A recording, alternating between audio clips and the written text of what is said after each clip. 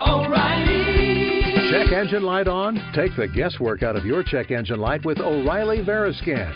It's free and provides a report with solutions based on over 650 million vehicle scans verified by ASE certified master technicians. And if you need help, we can recommend a shop for you. Ask for O'Reilly Veriscan today. O'Reilly Auto Parts. The Avengers radio series, a cultural phenomenon in South Africa back in the 1970s. South Africa was a country with no national television service.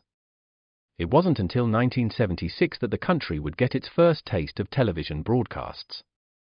But before that, radio was the primary medium of entertainment and information for the masses. This was the context when The Avengers, a British spy FI series, made its debut on South African radio and became a cultural phenomenon. The Avengers was a British television series that originally aired from 1961 to 1969. The show revolved around the adventures of John Steed, a suave and sophisticated secret agent, and his various female associates. The series was a unique blend of traditional spy thriller elements with science fiction and fantasy, which set it apart from other shows of its time. While the series was hugely popular in the UK and had also made a significant impact in the American markets, being one of the rare British series given a network transmission slot, it was virtually unknown in South Africa. This was primarily due to the lack of a national television service in the country until 1976. However, as a film series, The Avengers was able to gain some exposure in South Africa through film rentals. But it was the launch of the radio series that truly brought The Avengers to the masses in South Africa. Come and listen at www.myclassicradio.net. Hello, are you there? Well, we're here. Want a soap that's pure and gentle? Come on, swing this one. Lever Brothers, the makers of Swan, the new white clothing show, present the Burns and Allen Show with Paul Whiteman.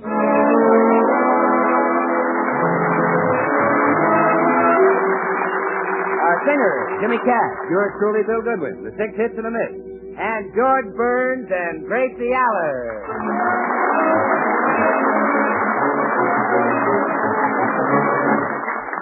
Well, today is the season's first meeting of Gracie Allen's club, the Beverly Hills Uplift Society. Last year, George said the girls couldn't meet at his home again. He put his foot down. As we look in now, George is about to put his other foot down.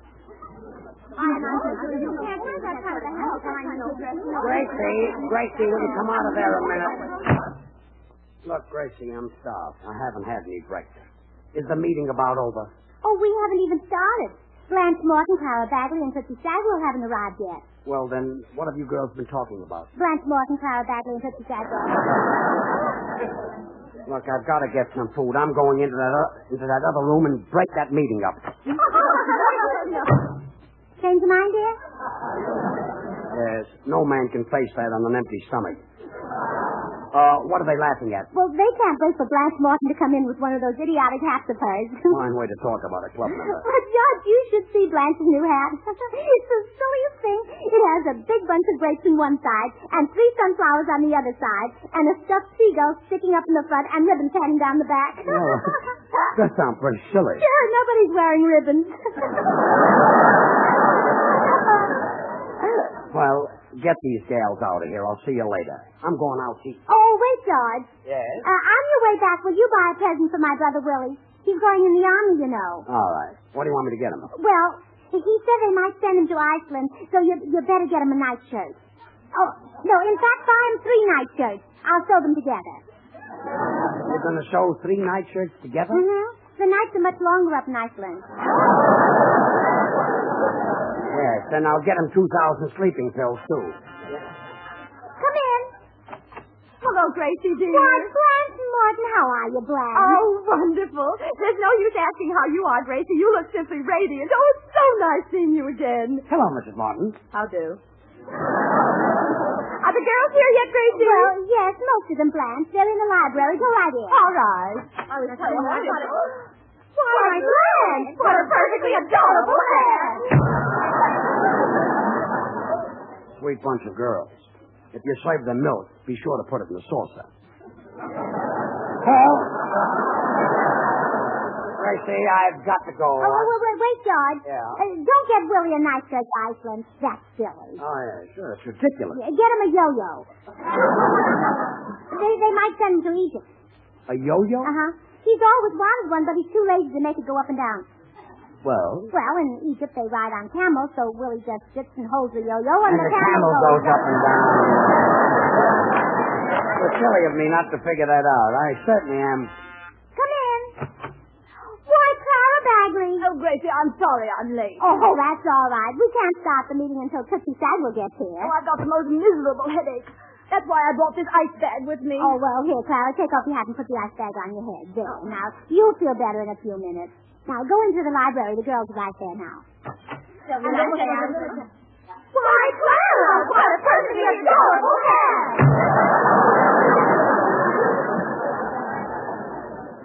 With these aims, Harper Bazaar must fold up. Gracie, if you can break up the 10 party, I'm going out and Hi, George. Hello, Gracie. Oh, good morning, Bill. Hello, Bill. Well, what's wrong with you, George? You look about as happy as General von Bach with a calendar in one hand and a thermometer in the other. I'll tell you what's wrong. On account of Gracie, I'm starving. Oh, brother, are you confused?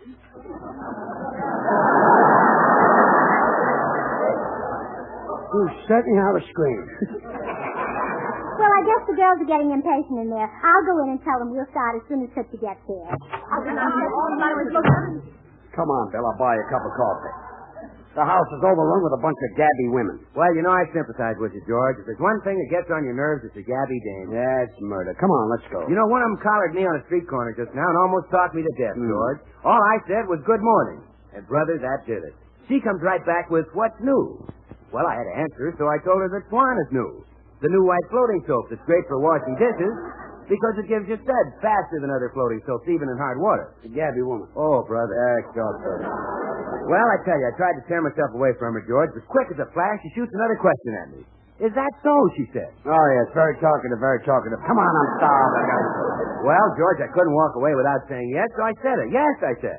Swan is the mild, pure soap that not only gives you suds for dishes, but suds for every soap and water job in the house. Baby, gentle suds that are so easy on your hands. Yeah, by now she talked your ear off. Oh, both of them. Yeah, 2 ears. Yeah. Well, I thought sure I'd cut the conversation short, Steve, but oh, no. Just as I'm tearing myself away, what do you think she says? Goodbye. Oh, what a tongue lashing. Goodbye, I says. Well, Swan is more than a goodbye. It's terrific. Why, you can break each bar of Swan in 2 and get 2 swell cakes of soap. One to use in the kitchen for dishes and cleaning, and the other to use in the bathroom for your hands and face or for your tub or shower. Bill, please, breakfast. I'll order Swan soap on toast. Oh, well, okay, that's all anyway. I finally tore myself away. Well, fine. Come on, I'm stuck. Say, Bill, what's that you're holding in your hand? Well, what do you know? It's the lapel off that woman's coat.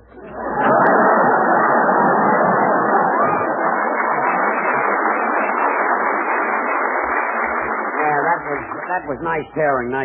Bill, come on. Oh, George, I'm glad you're still here. Never mind that yo-yo for Willie. Sure, too silly. Yes. Get him a picture frame. He might go to Alaska. A picture frame? Yes, I'll put a picture of my sister Bessie in it, and he can hang it in the barracks.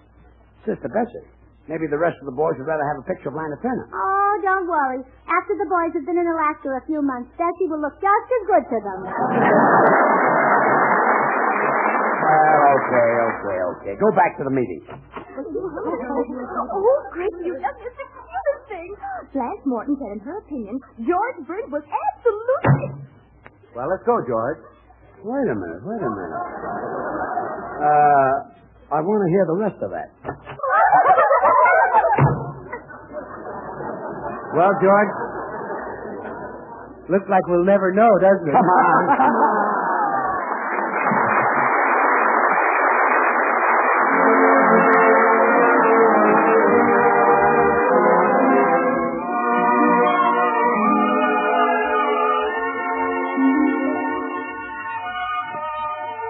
This is Paul White. Jimmy Cash has picked a mighty popular tune for a song tonight. It's White Christmas. Okay, Jimmy. The sun is shining, the grass is green, the orange on palm trees wave. There's never been such a day in Beverly Hills, L.A.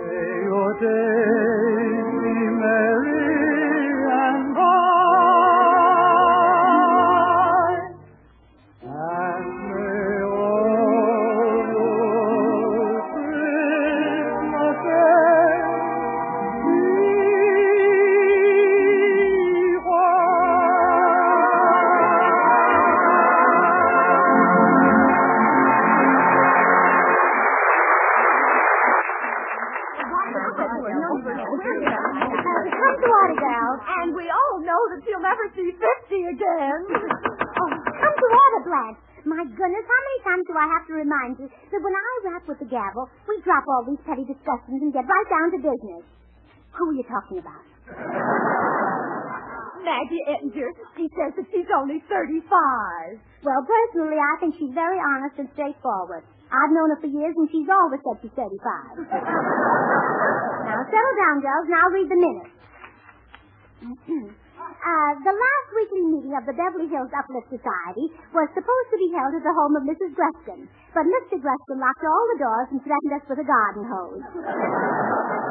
It was then decided that the meeting should be held at the home of Mrs. Taylor, whose husband was confined to his bed with a nervous breakdown. Before the meeting, we all showed our appreciation by gathering around Mr. Taylor and singing, for he's a jolly good fellow.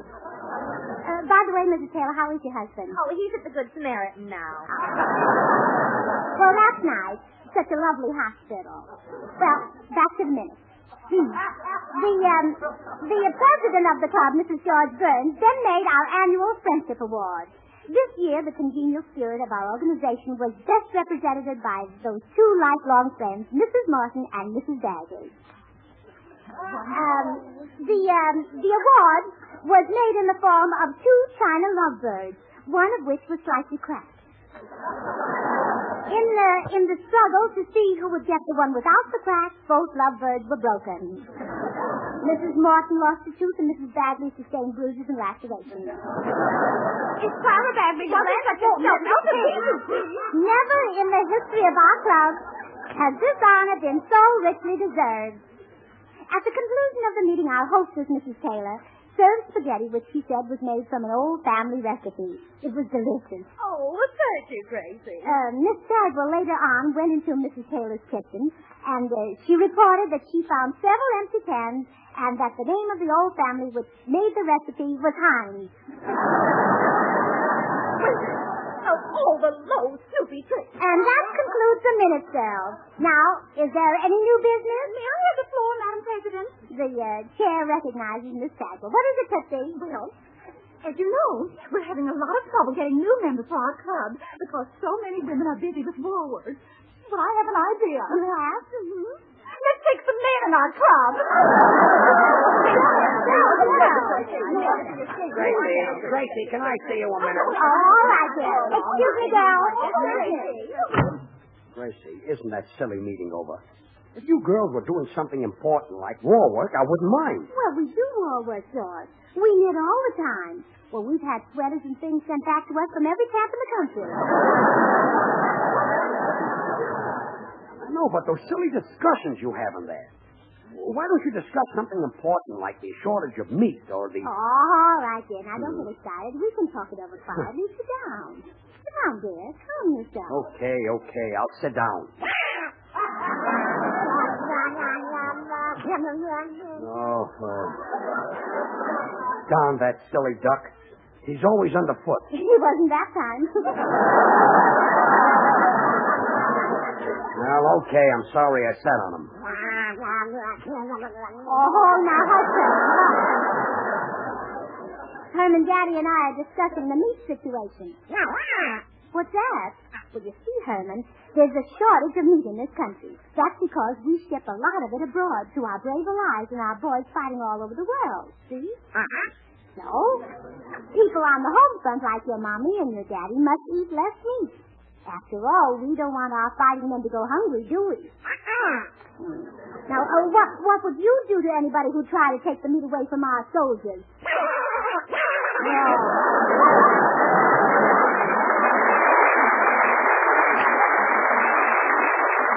That's right, Herman. So our government suggests that we limit ourselves to 2.5 pounds of meat a week for each person. In that way, we all have our share. And then, too, when we have a meat rationing... Rationing? Well, you see, rationing means that everybody, rich and poor alike, shares what there is equally. That's the American way. Oh, you bet. And the time to start cutting down on the meat we eat is right now, before rationing. After all, there are still large supplies of other things to eat instead, such as eggs, fish, poultry. What's poultry? Well, chickens? Turkeys? Or ducks?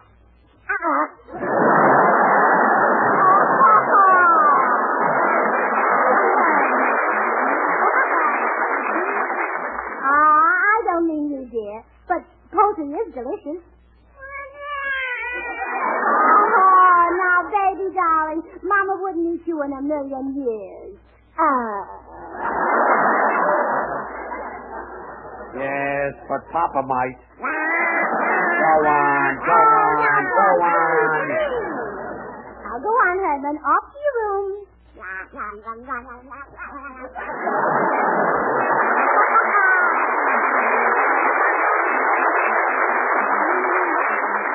Isn't he cute? Look at him waddle off. Yeah. He's got the cutest drumsticks. Well, I've got to go back to the meeting, George. And I'll tell the girls what you said. And you can talk about pooling, too. About pooling their cars and other things.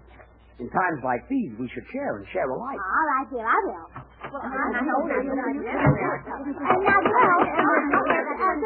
girls, I have something very important to say. I've just been having a little talk with George, and he says from now on we girls should pool things. Pool our cars, pool our food. Well, as long as we don't have to pool George. Oh, I wouldn't think of it, Clara. Now, we're going to start right away, girls. We'll pool everything we can. Well, that's a very good idea. Where will we start? Oh, I know. We'll pool George's cigars. You girls divide them up and take them home to your husband. Oh, but remember, girls, this is share and share alike. So after your husbands have smoked half of each cigar, bring what's left back to George. Oh, wait.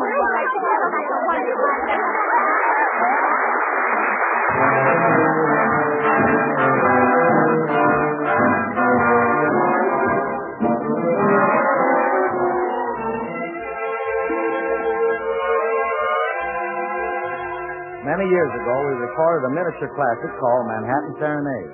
Now it's all dressed up, and it's the #1 hit, which just goes to show you can't keep a good tune down. That night in Manhattan was the start of it. We lived it and we loved every part of it.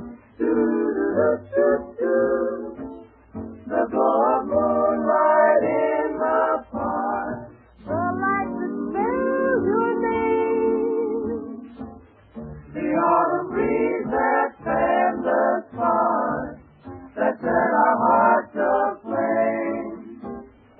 Our kiss was the sky right to the highest star.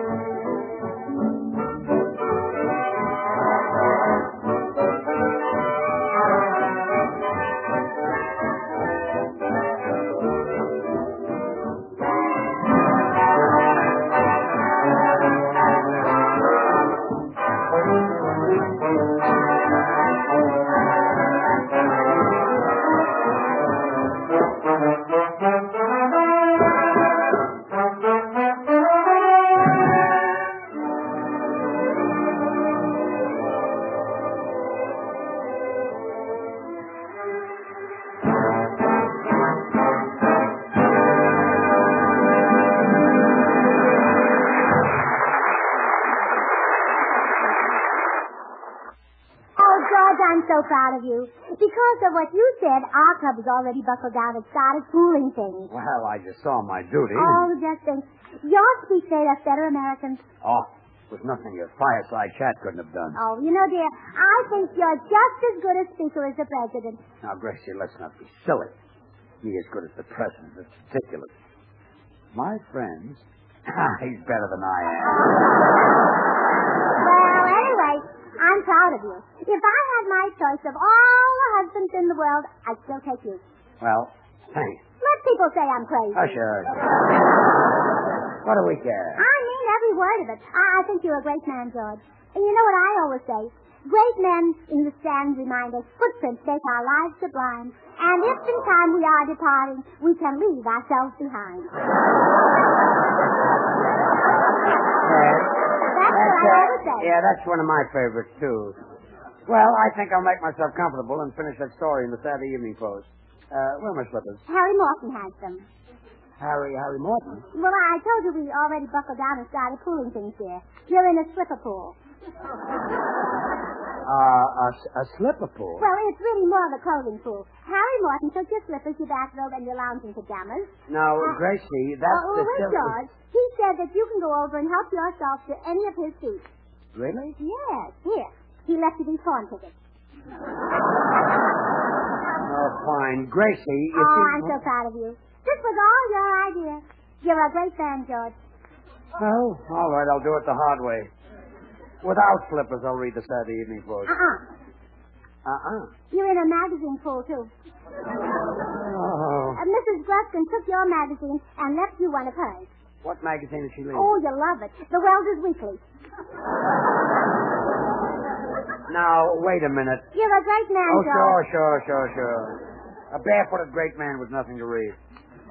Well, I'm going upstairs to shave. George, was General Grant a great man?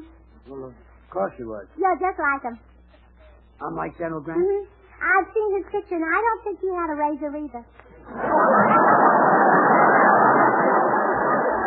Gracie, don't tell me. A shaving pool. pool. Yeah. And Mr. Bagley took your razor and your brush and your shaving cream. Well, that leaves me in fine shape. But it's Cheryl like George. In exchange, you get a dirty hat. Dirty hat? What's that got to do with shaving? You put your old lace in it. Gracie, when I You're a great man, George. Yes, I'm great. I wonder where they asked for now. Gracie, hide me. What's trouble, Bill? Well, Tootsie Sagwell's outside, and I don't want her to see me. Bill! Darling! Oh, Tootsie Sagwell. I thought it was you I was running after. I recognized you on a desert island. I wish. Well, so long, Tootsie. I have to run. Oh, wait, Bill. You know what you asked me to do last week? Well, I did it. Oh, Tootsie, you didn't. Yes, I sent for one of those Swan encyclopedias. Oh, well, that's a great book, Tootsie. And I know you love it. Oh, wait, Bill. I did something for you now. How about doing something for me? Like walking home with me? Well, Tootsie, how do I know you really got the Swan encyclopedia? Does the one you sent for have 832 pages? Does it have over 1 million words on more than 15,000 subjects from art to zoology? Are you sure that you have the Swan encyclopedia? Well, of course, Bill. Well, does it have a special March of Events section covering world news and events right up to this past September, huh? I know I got the Swan encyclopedia, Bill. Come over to my house and see it for yourself. I'll keep it right in the middle of the sofa. Well, some other time, Tootsie. But Bill, I thought you might come over and explain the war maps to me. Oh, now, Tootsie, the maps in the Swan encyclopedia don't need explaining. Those 8 pages of war maps in color make it easy for anyone to follow the world situation at a glance. In fact, whenever I listen to the news, I keep my Swan encyclopedia maps right in front of me, and I mark important developments right on them. Oh, that's a wonderful idea. Why don't you bring your war maps over to my house and we'll compare them? I think it'd be nice to get our maps together.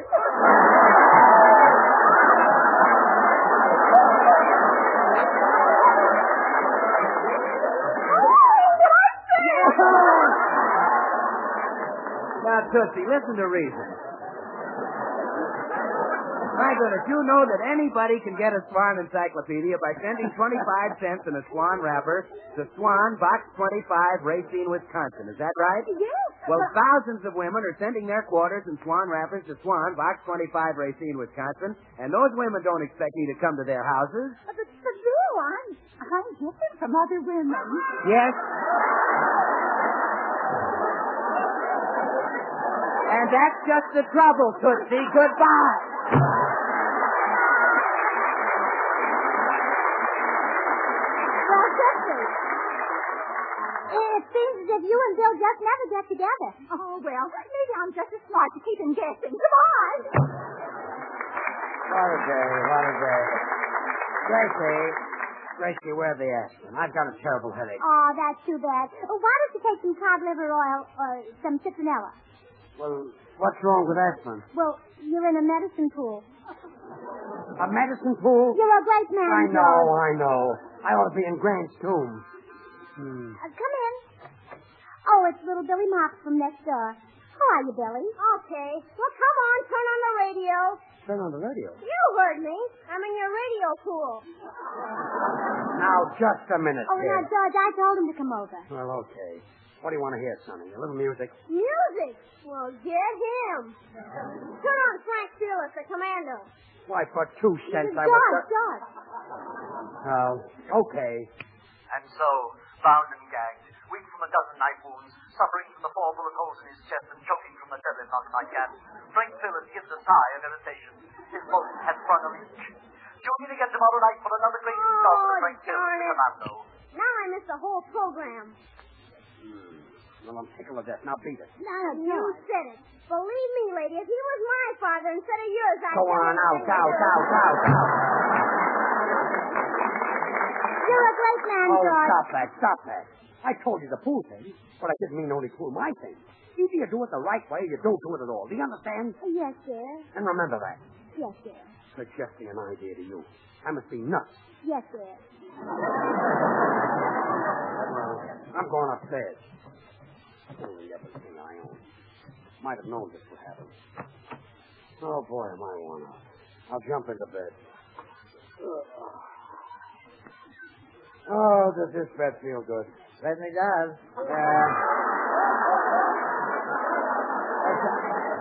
Why, Harry Morton! Yeah, I'm in your bed pool.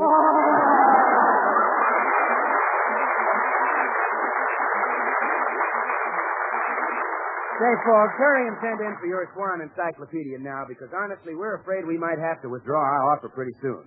It's a great buy, the kind of book everyone can use, especially children who have homework to do. So send your quarter and Swan wrapper in tonight. Send them to Swan, Box 25, Racine, Wisconsin. That's Swan, Box 25, Racine, Wisconsin. We'll send your big 832-page encyclopedia to you immediately. Remember, Swan now brings you 2 of radio's top shows. George Burns and Gracie Allen every Tuesday night, and Tommy Riggs and Betty Lou every Friday night over another network. And now till next week, this is Bill Goodwin for George and Gracie saying, well, I Swan, how about you? Good night.